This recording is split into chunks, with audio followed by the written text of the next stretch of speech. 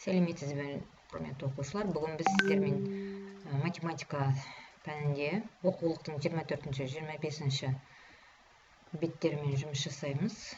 Кітабымызды алып, дәптерімізді алып, мұғалімді мұқият тыңдаймыз. Күн жүйесі тақырыбы жалғасады. Ғарыштар тақырыбы. Міне сіздерге бірінші тапсырмада ғарыштардың суреттерін беріп отыр. Астындағы берілген өрнектерді ықшамдап, өткен тақырып бойынша ықшамдап, сіздер әрқайсысының қандай ғаламшар екенін табуларыңыз керек. Бірінші тапсырманы дәптерге орындаймыз. Екінші тапсырманы, бұл жаңа тақырып, сондықтан мұқият тыңдауларыңызды сұраймын. Теңдеуді шеш. Қараңыздар балалар. Біз өткен тақырыпта өткен теңдеудің сол жағын ықшамдап аламыз. Қараңыздар, 5х қосу 2х тең 49, Міне 5х пен 2х-ті біз қосып алдық. 7х болды. Тең 49. Сіздер ұмытпаңыздар, мына 7х ол 7 көбейту х деген сөз. Енді біз белгісіз көбейткішті табу ережесі бойынша жай теңдеуді шеше аламыз. Х тең 49 бөлу 7, өйткені мына жерде көбейту тұр. Х тең 7. Енді тексерген кезде бұрынғы теңдеулерден кішкене өзгеше болады. 5 көбейту 7, 7 қайдан келді? Міне х тең 7 болды. Міне 5х біз бірінші жолды біз қайтадан жазушы едік. Х-тің орнына мәнін қойып. Қосу 2 көбейту 7, өйткені 2х тең 49. Енді бізде 5 пен 7-нің көбейтіндісі 35 болады. Қосу міне 2 мен 7-нің көбейтіндісі 14 болады, тең 49. Теңестіремін, 49 тең 49. Осы ережені қолданып, сіздер екінші тапсырмасындағы екі теңдеуді дәптерге шешіп, маған жіберуге ұмытпаңыздар. Енді үшінші тапсырмада есеп бойынша осылай теңдеу құруды сіздермен қазір жақсылап түсініп алуларыңыз керек.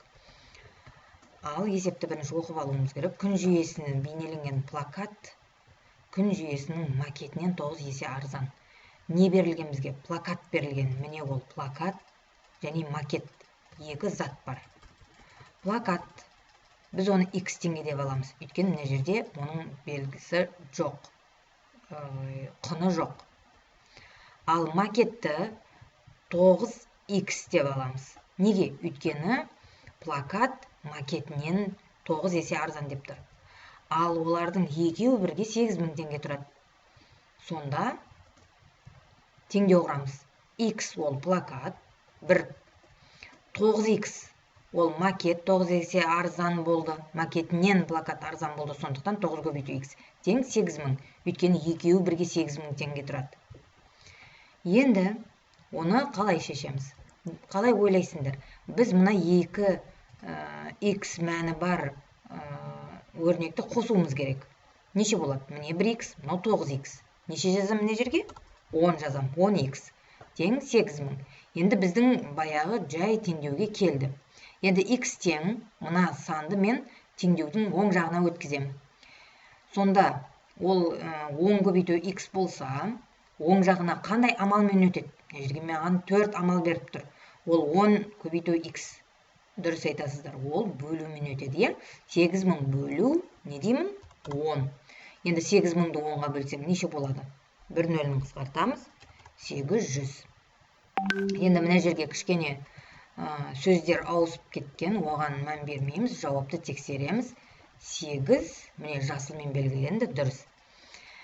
Енді төртінші тапсырмада сіздерге басқаша тәсілмен теңдеуді шешуді ұсынған, оны өздеріңіз оқып аласыздар да. Егер сіздерге сол тәсіл ұнаса, теңдеулерді, 5-ші В-дағы теңдеулерді шешесіздер.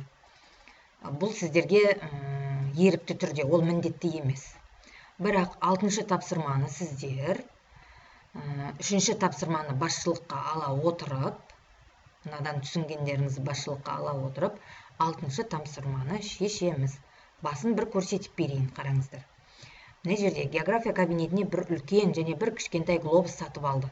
Бізде бір үлкен, бір кішкентай. Кішкентай глобус үлкенінен 3 есе арзан. Кішкентай глобусты міне х деп белгіледім. Енді глобус үлкенінен 3 есе арзан. Бағанағы 3-ке барасыздар, видеоны қайта-қайта тыңдайсыздар. сол видеоны басшылыққа алып 6-шы тапсырманы орындап маған жібересіздер. Болды. Енді 7-ші тапсырма шығармашылық жұмыс. Рим цифрларын есіңе түсір, қосымша ақпарат көздерін пайдалан. Мына сандарды Рим цифрларымен қалай белгілеуге болатынын жазып жібересіздер. Іске сәт, сау болыңыздар.